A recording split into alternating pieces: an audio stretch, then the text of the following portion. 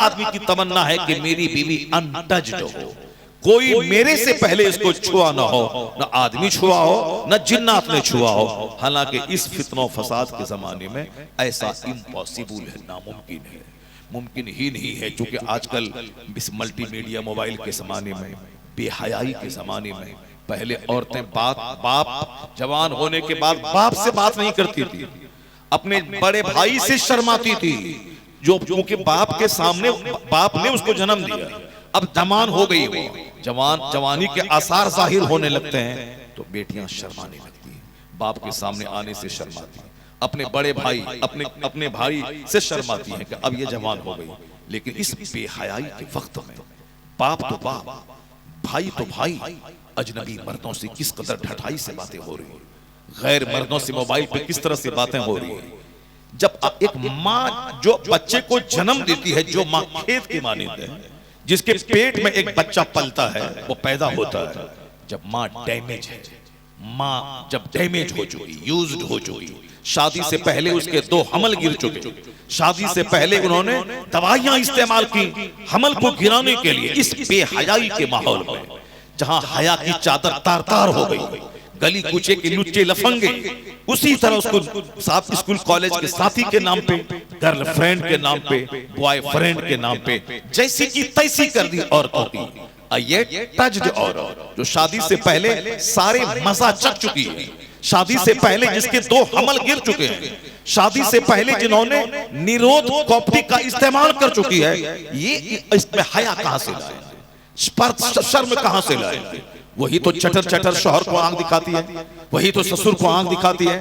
तो पहले जमाने की औरतें अपने बाप से शर्माती थी, शौहर के नाम से शर्माती थी, शादी के नाम से लजाती थी, शादी के नाम से रोने लगती थी। शादी है क्या चीज वो मुतारफ नहीं थी। अब वो शादी के तारीख सुनने के बाद कांपने लगती थी कि शौहर के सामने मैं कैसे जाऊंगी, शौहर का मुंह कैसे मैं देखूंगी, उस वहां कैसे होगा। यहाँ तो सारी चीजें प्लान के तहत हो रही, सारी चीजें इस फिल्म ने जैसी की तैसी कर दिया, मोबाइल ने हया की जैसी की तैसी कर दी। अल हया मिनल ईमान, हया ईमान का हिस्सा है, जहां हया खत्म ईमान खत्म। हया जहां है वही ईमान है, जहां हया है वहां ईमान है, वहां अल्लाह का डर है, अल्लाह का खौफ है, रसूल पाक से डर है। जहां हया नहीं सब कुछ खत्म। बेहयाई बातें कुछ काफिराना बातें कर रही है, मर्द भी कर रहे हैं बातें साफ ऐसी कि जिस तरह से शर्म है कोई मादा ना हो, रहने का अंदाज ऐसा, ये हाफ चड्डी पहनना, ये कुंवारी लड़की का जींस पहनना, ये बगैर शादीशुदा लड़की का टी-शर्ट पहनना, बगैर दुपट्टे के सड़कों पे घूमना, इंतहा हो गई बेहयाई की। पहले बाप के सामने एक लड़की दुपट्टे के बगैर नहीं जाती थी, और यहाँ स्कूल की पढ़ाई के नाम पे बगैर दुपट्टे के 18 साल की जवान लड़कियां, ऐसा जीन्स जिसके पहनने के बाद लगे कि कपड़ा ही नहीं पहन रहे, ऐसा टी-शर्ट जिसके पहनने के बाद लगे के साथ इसका या निर्वस्त्र है, नंगी है, कोई कपड़ा ही नहीं है। ऐसे माहौल में अच्छाई की बातें कौन सुनेगा, हया की बातें कौन सुनेगा। काफिर करे तो करे, जबकि मुसलमानों के पैगंबर, हमारे पैगंबर के बारे में आया है, आका अलैहिस्सलाम इस कदर बाहया थे कि जैसे कुंवारी लड़कियां बाहया होती हैं, उससे भी ज्यादा हयादार मुस्तफा जाने रहमत की जिंदगी थी। सरकारे दो इस कदर बाहया थे कि आपका कपड़ा या घुटने को कभी कभी नहीं खुला, आपके जिस्म अक़दस पे नाफ के नीचे कभी कपड़ा नहीं सरका। अकाली साहब इतने बाहया थे कि लोग कपड़ा बदलते हुए आपको किसी ने नहीं देखा। आप अकाली सलाम इस कदर बाहया थे, कुंवारी हमेशा निगाहें आपकी झुकी रहती थी जमीन की तरफ। अगर किसी को देखना होता था कनखियों से देखा करते थे, आंख से आंखें लड़ा के बातें मुस्तफा कभी नहीं फरमाते थे, हमेशा निगाहें आपकी झुकी रहती थी। बस खाना पीना, अब हम भी यूज्ड हैं, बीवी भी यूज्ड है, तो बच्चा कैसा पैदा होगा, जैसी जमीन जैसा बीज वैसा बच्चा। हालत इतनी खराब होगी, बच्चे जोकर, बच्चे लोफर, बच्चे साहब माँ बाप के नाफरमान, बच्चे समाज के लिए कष्टदायक। ये जो गुंडा, मवाली, कमीना, चुट्टा, ये लखेरा, बदतमीज, बेहया, सानी, शराबी, जुआरी, ये जो बच्चे पैदा हो रहे हैं आज, समाज जो जोकरों से जुआरियों से भरा हुआ है, इसमें बहुत हद तक कसूर माँ बाप का है। जिस माँ बाप ने ऐसी फसल पैदा की, ऐसा बच्चा जन्म दिया, जिस माँ बाप ने ऐसे बच्चों को दुनिया में दिया। इसलिए शादी सिर्फ लज्जत के लिए नहीं है कि चेहरा चमकीला रहे, बॉडी साहब बिल्कुल फिट फाट स्मार्ट रहे, चाहे बच्चा उसका चोर होंडा डकैत हो मगर बॉडी सिर्फ स्मार्ट रहे। ये बेहयाई वाला नजरिया कहां से पैदा हो गया? शादी इसलिए होती है ताकि उससे नस्लें चले, उससे औलाद पैदा हो, मेरी यादगार बाकी रहे। मैं मर जाऊं, मेरा बाप अगर शादी नहीं करता तो हम कहां से पैदा होते? मेरे दादा अगर शादी नहीं करते तो मेरा बाप कहां से पैदा होता? हजरत सैयद मूसा जंगी दोस्त गौसे पाक के वालिद अगर वो शादी नहीं करते तो बड़े पीर रोशन जमीर कहां से पैदा होता? आला हजरत के वालिद मुफ्ती नकी अली खान रहमतुल्लाह अलैह अगर वो शादी नहीं करते आला हजरत कहां से पैदा होता? हुजूर मुजाहिदे मिल्लत जिसकी वजह से आज उड़ीसा का सर फख्र से ऊंचा है, वह रईस आजम उड़ीसा जो दुर्वेश आजम थे, जो दुर्वेश थे, जो जाहिद थे, दुनिया रहने के बावजूद एक फकीराना जिंदगी गुजारी। ये सबसे बड़ा कमाल है मुजाहिदे मिल्लत का। आज उस फकीर के दरवाजे पे लाखों की भीड़ लग रही है। किसकी भीड़ लग रही है? मकान, दुकान, बेटा, बेटी, फैक्ट्री, कारखाना, मॉल, ये प्लॉट, वो प्लॉट, ये जो भीड़ लग रही है उनसे मुजाहिदे मिल्लत में जो एक एक दो दो लाख लोगों की जो भीड़ लग रही है, 4-4 लाख लोगों की भीड़ लग रही है। आप कहते हैं अरे साहब क्या बात है, मुजाहिदे मिल्लत का दरबार सजा है, 5 लाख लोग उसमें आ गए, ये सब के सब साहब अच्छे नेक लोग हैं, ये सब के सब दुनियादार लोग हैं। वह लोग जो मुजाहिदे मिल्लत के आस्थाने पे जाके ये दुआ करे इलाही मुजाहिदे मिल्लत के ज़ुहद का वास्ता है, इनकी दुर्वेशी का वास्ता है, इनकी खिदमत दीन का वास्ता है, इनकी सादगी का वास्ता है, मुझे भी सिंपल बना दे, मुझे इनकी नमाज की अदायगी का वास्ता है, मुझको भी नमाज पंजगाना के साथ तहज्जुद का आदी बना दे इलाही। इनके अपने माल से दूसरे मदारिस व मसाजिद की खिदमत करने के अंदाज का वास्ता है, मुझे भी सखी बना दे, मुझे भी मदरसा मस्जिद खानका के लिए अपना दरवाजा, सखावत का दरवाजा खोलने की तौफीक दे दे। कोई नहीं मिलता, लाखों करोड़ों में कोई ऐसा बंदा होगा इल्ला माशाअल्लाह। अक्सर लोग बेटा के लिए, बेटी के लिए, बेटी की नौकरी के लिए, बेटे की शादी के लिए, सामने वाले प्लॉट की खरीदारी के लिए अक्सर लोग इसीलिए जा रहे हैं। जाहिद के दरवाजे पे दुनिया की भीख मांगी जा रही है, दुर्वेश के दरवाजे पे साहब बादशाहत की भीख मांगी जा रही है। जिसने दुनिया को तर्क कर दिया उनके दरवाजे पे दुनिया की हवस की भीख मांगी जा रही है। इसके आगे और क्या रह गया? वरना बुजुर्गों के आस्थाने पे ताला का क्या मतलब है? बुजुर्गों के आस्थाने पे धागे का क्या मतलब है? बुजुर्गों के आस्थाने पे साहब एक वक्त की नमाज नहीं पढ़े, ना जाते ना आते ना वहां रहते हुए, क्या मतलब है इसका? यही मतलब है। मतलब यही था कि नहैतुकुम अन ज़ियारतिल क़ुबूर, मैंने कब्रों की ज़ियारत से तुमको रोका था, मगर अब मैं कहता हूं फज़ूरूहा फ़इन्नहा तुज़हिदु फ़िद दुनिया व तुज़क्किरुल आखिरह।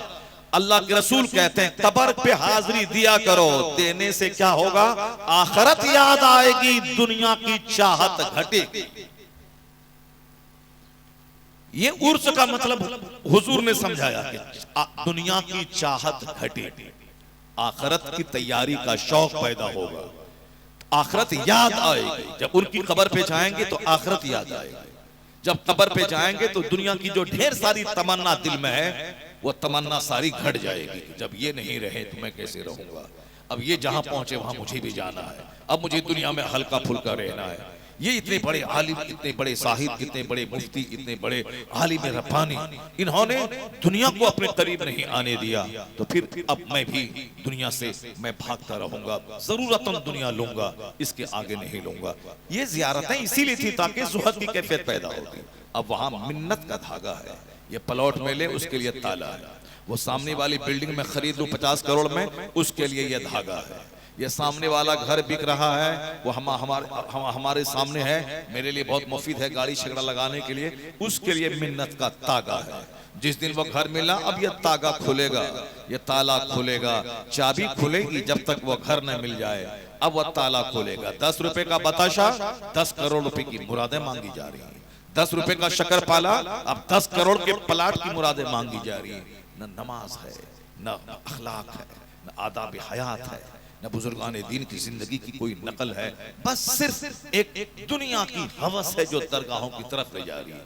चाहे दुनिया जहां से मिल जाए, कुछ दिनों के बाद अगर पता चले कि फला पंडित के पास जाने से दौलत मिल जाती है, लोगों की कमी नहीं रहेगी वहां भीड़ लगाने वालों की, कि वहां से दुनिया मिलती वहां लोग चले जाएंगे। पहले जमाने में मगरिब के बाद काफिरों की मुश्रिकीन की औरतें बच्चों को लेकर रहती थी।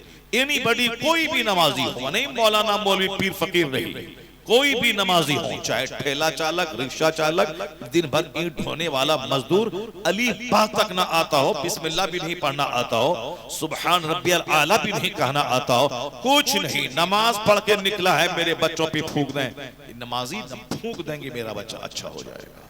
हजारों हिंदुओं की औरतें अपने बच्चों को लेकर मस्जिदों के दरवाजे पर खड़ी रहती थी। आज से 25 साल पहले जिस मस्जिद में मैं इमामत करता था, रोजाना 1 दर्जन से ज्यादा छोटे छोटे बच्चे अपने छोटे छोटे भाई बहन को लेकर, औरतें अपने पोते नवासी को लेकर सब खड़ी रहती थी। बाबा फूंक दीजिए, बाबा फूंक। कोई भी नमाजी सबके सामने यह फूका, उनका विश्वास था कि मेरा बच्चा अच्छा हो जाता। जाहिर सी बात है, जो बंदर छुछंदर को पूछता है वो फूकेगा तो वहां अच्छा कैसे होगा? जो खुदा को सजदा करके आया है वो फूक दे बिस्मिल्लाह करके तो शिफा मिल जाएगी। ये नमाजी सुभान रब्बियल आला करके मस्जिद से बाहर निकला। इतनी इज्जत हमारी थी लोग हमारे, लेकिन अखीर जमाने में जिस जमाने से हम गुजर रहे हैं, आया है कि लोग इस कदर अंदर से खोखले हो जाए, अंदर से खोखले हो जाए। इसको चाहिए क्या? दुनिया। अब दुनिया जहां से मिले वो चले जाएंगे। वयुबीउद्दीनहु बिअरदी मिन दुनिया। हदीस में आया है कि आदमी दुनिया के बदले में अपना दीन बेच डालेगा। सुबह मोमिन रहेगा, शाम काफिर हो जाएगा। वयुस्बिहु मोमिना वयुमसी काफिरा।